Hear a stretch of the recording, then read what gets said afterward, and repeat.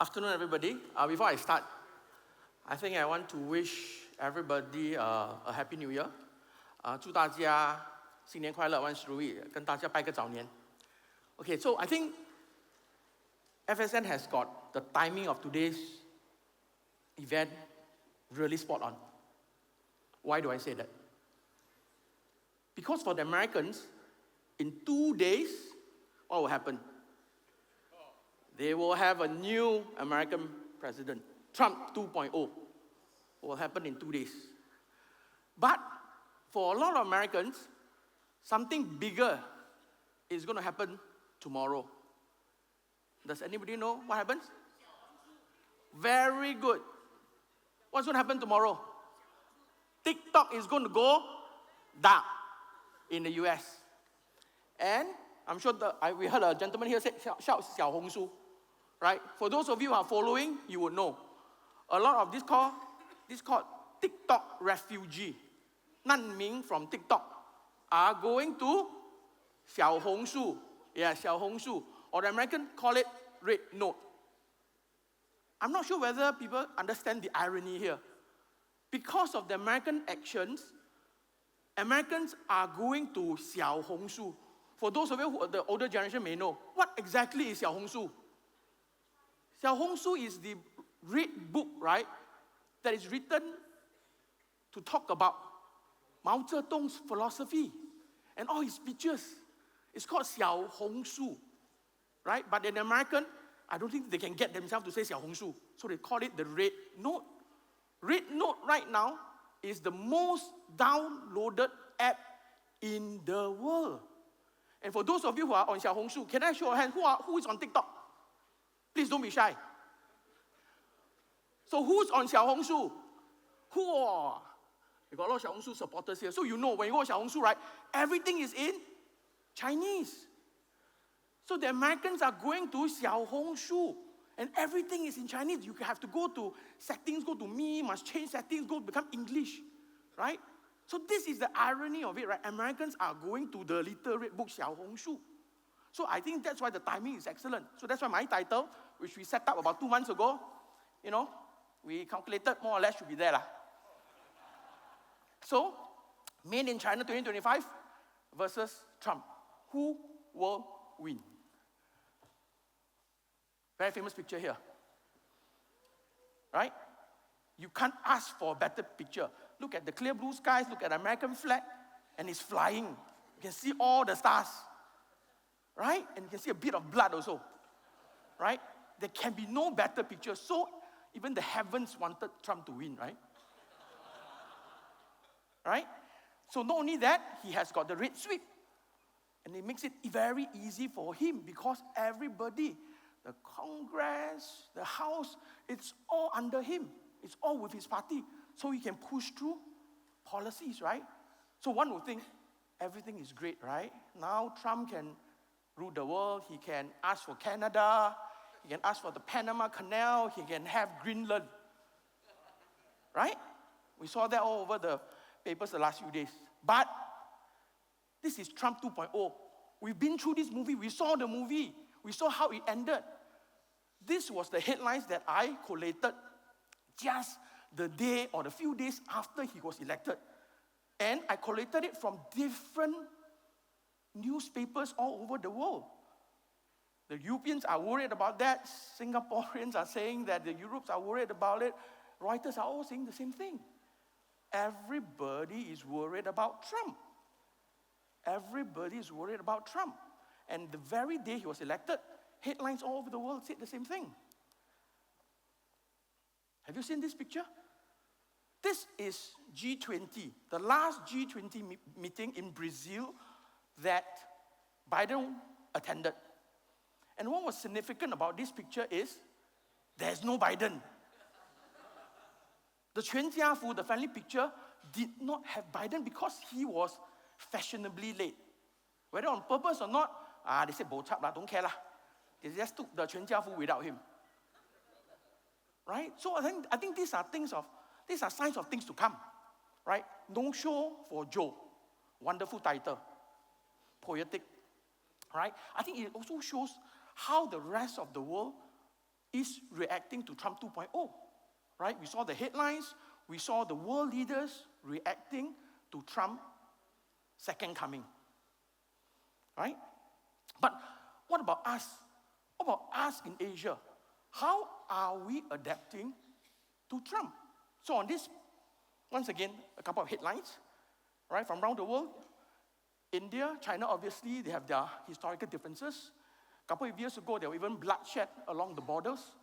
But interestingly, just a few months ago, or just a few days after Trump was elected, Xi Jinping, Modi, had a wonderful meeting whereby they finally reached a deal in terms of army patrols, right? And they talk about border accords, right? So even within our parts of the world, things are changing. Things are changing because this is Trump 2.0. We know how 1.0 went. So whether you are their neighbors or your allies, you have to worry whether the biggest bully or the biggest guy in the playground, even though supposedly you are his neighbor or his friends, would he come and turn on you? So what do you do? Does it make sense for you to look for the next biggest guy in the playground? And that happens, obviously, to be China, right? So I think a lot of things are happening as we speak. And why do I talk about politics and geopolitical? Because I think in this current day and age, right, you cannot strip politics, economy, and the financial systems and pull them away from each other and let them run separately. Everything is integrated. So for me, it's important for us to understand what's happening in the US, in China, and how the rest of us are all responding to what's happening between these two countries. Okay? Next, even closer to home,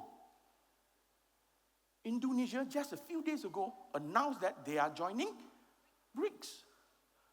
Indonesia is joining BRICS. And that's obviously big news. I think the timing of the announcement is also very, very interesting. So once again, right, countries all over the world, and even closer to ourselves, to us here, are responding to the change in the political environment. Like I said, this is the second coming of Trump. Trump 1.0, we've seen the movies. We know that he is going to use tariff as a major tool, not just against China, but against the rest of the world, because it's MAGA. MAGA means make America great again. The second part, which is silent, is at the expense of everybody else. Right? Because the head, you cannot have too many words. Americans, 4 words, just about right. MAGA, okay, boleh. Right? But even during his first tenure, Trump 1.0, we know that the tariffs went in hard, went in big, and it was a surprise to everybody all around the world. But how did the world react?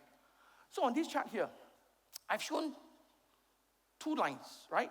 You look at the left one first, or rather my right, your left, right?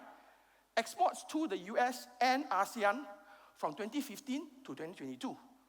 You can see quite clearly from China exports to the US, after a while, it did start to plateau. But nevertheless, it continued to increase despite the tariffs. But interestingly, I want you to look at the green line, which is exports to ASEAN from China. So throughout the last few years, it just went up in a straight line. And it increased dramatically. And if you look at it on this side of the screen, it's in percentages. So right now, the exports from China to the US and the exports from China to ASEAN, it's almost the same. If you think about it, does it make sense?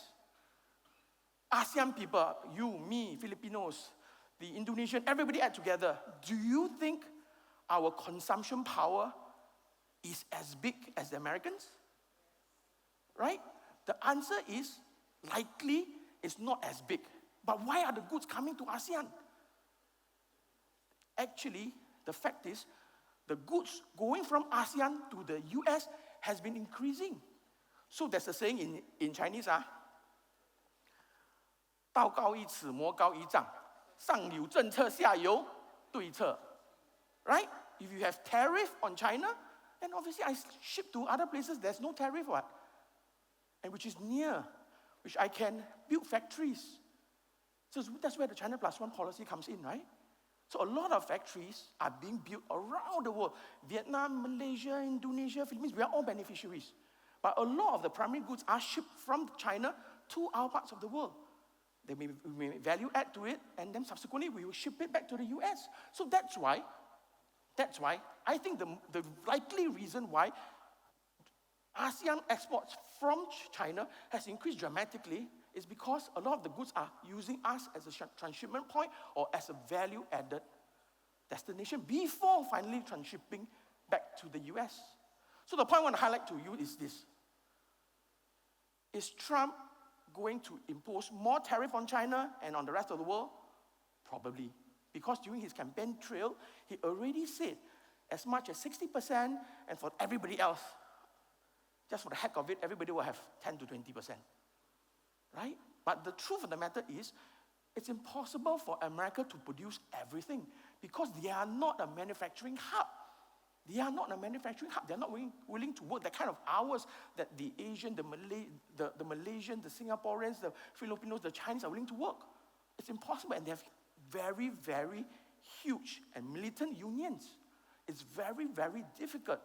So therefore, it's quite impossible for all the factories all over the world to be relocated into the US.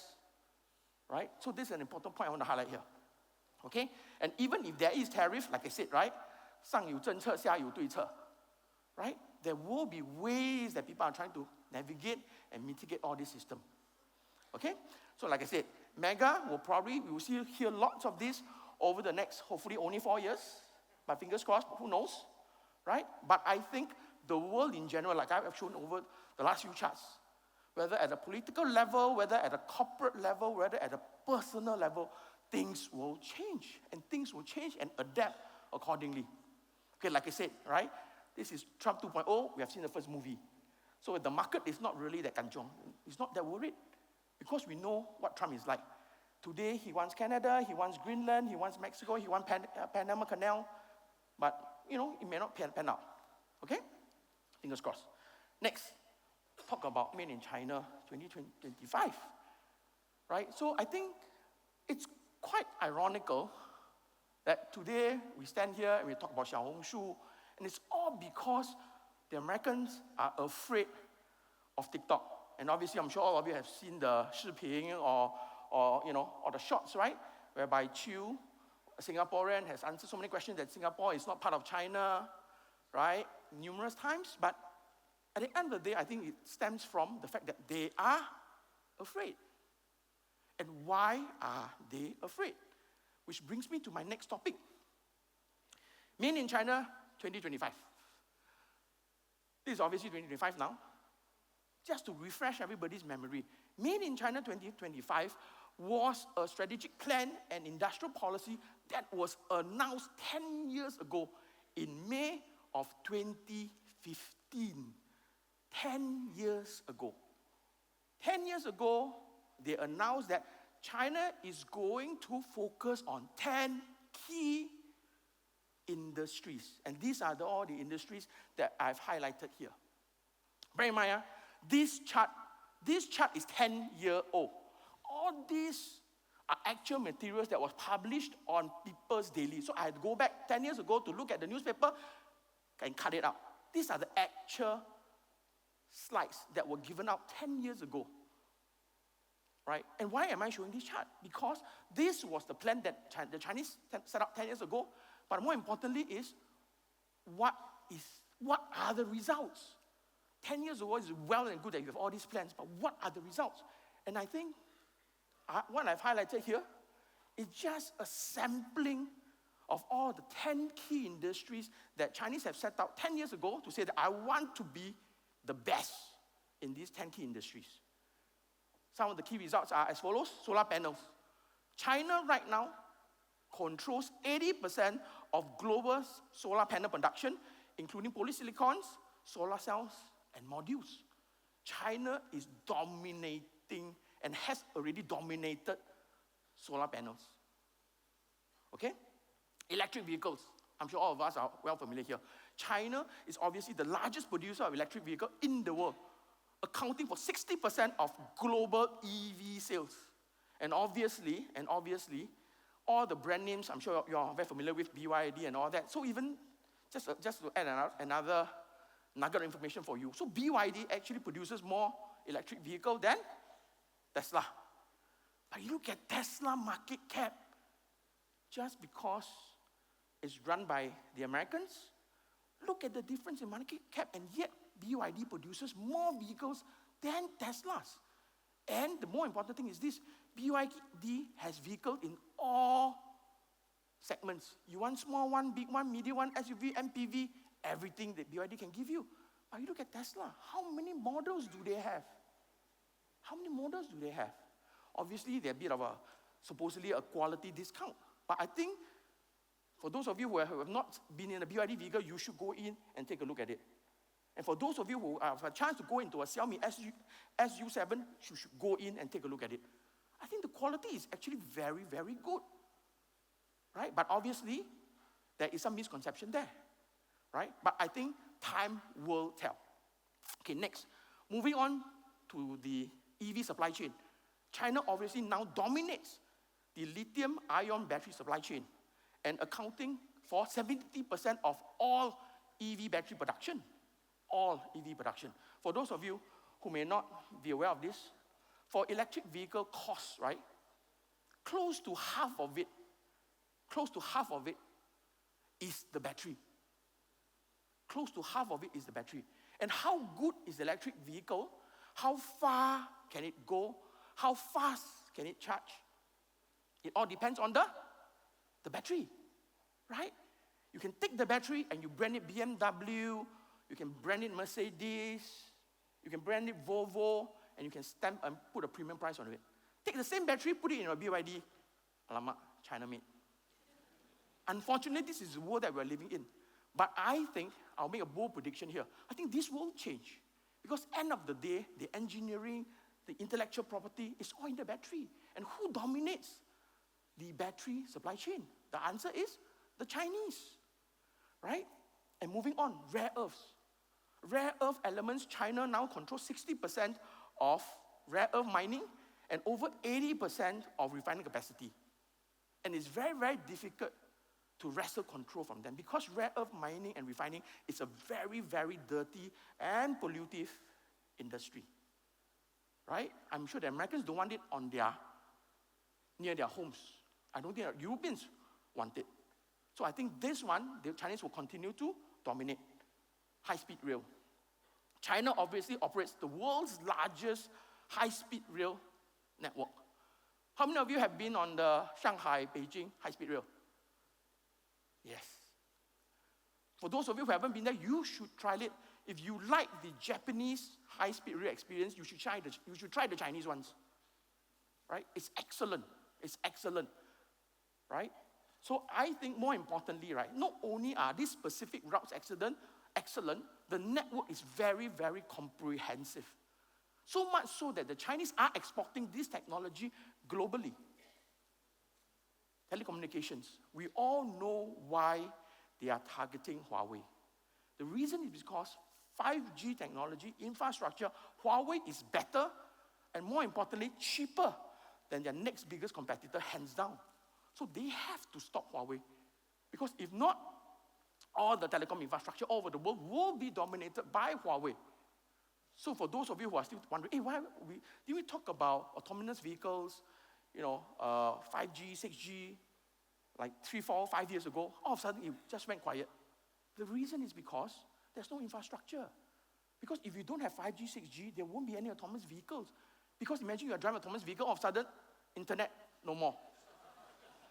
Cannot be what? But for 5G, 6G, right, you're always on. There's no 上网下网, on internet, off internet, you're always on. But right now, I'm sure all of you have this experience, right? You must get onto Wi-Fi, get off Wi-Fi, and all of that, right? Imagine if your vehicle is connected to Wi-Fi, that's it. Right? So that's why things have stopped. Right? And moving on, drones, DJI. 70% of the global drone market will be it on the industrial side or the recreational side. Payments, Alipay, WeChat Pay, these are the global leaders in mobile payment technology. And arguably, I can go on and on and on. We can talk about TikTok. We can talk about Douyin. right? I think the important thing I want to highlight is, at the end of the day, the Chinese technology is part and parcel of the world's daily lives, be it from high-speed rail to communications to vehicle to payment, right? It's inevitable that the Chinese, who are leaders in all these 10 technologies or industries they have targeted 10 years ago, right now. And the reason is why the Americans are so hard on the Chinese, because they are leading in all this. And as Americans, because they are the number one, the big boy in the world, the Taiko, the big brother in the world right now, they can't afford to lose it. Because if they lose it, they'll lose their position as the US dollar position as the reserve currency of the world. They cannot carry on printing money anymore. So it's for their own survival that they have to keep China down. Which leads me to my question, my earlier question. MAGA versus Made in China 2015, who will win? My answer to that question is, I think both will win. I think the world is big enough for both superpowers to coexist. But unfortunately, at this juncture, in this political environment, the Americans will want to fight with China. So for us as investors, we have embraced that reality. So we have embraced that reality and tried to make money off it. Okay?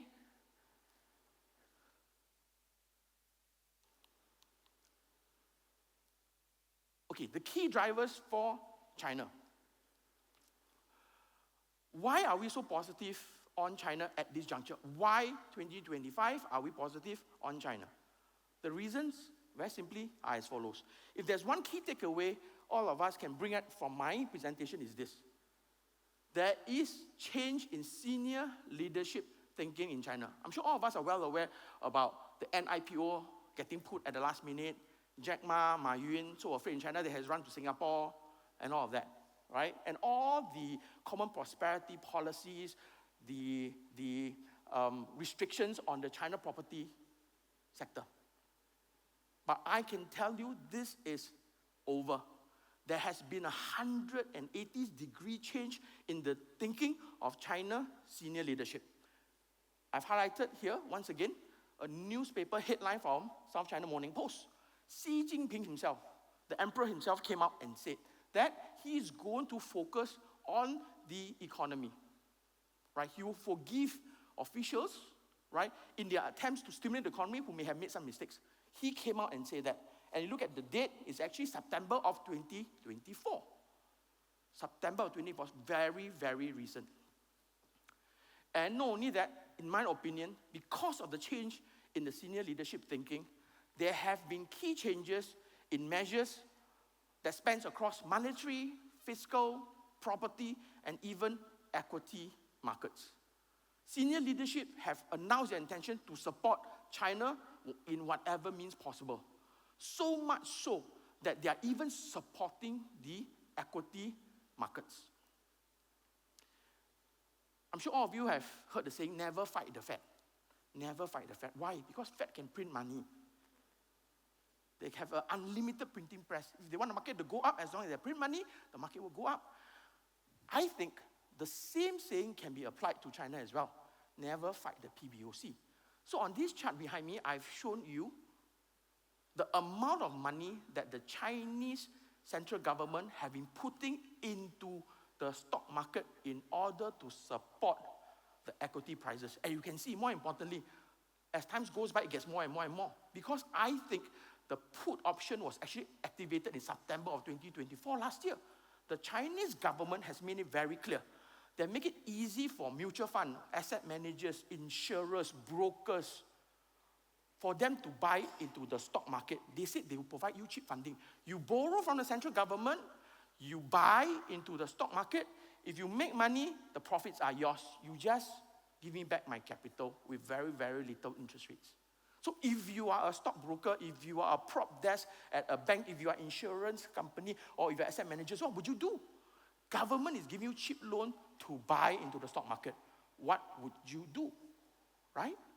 Next, they also make it easy for listed companies to buy their own stocks. right? If you are a listed company, if you want to buy their own stock, you don't have money, very easy. Go to the central bank, they will give you money, lend you money, lend you money at a cheap interest rate. You buy into your own stock. You can do your stock repurchase, right? You can support your own share price. So the Chinese government themselves are also buying into what we call the national team. The national team themselves are buying directly into the stock market.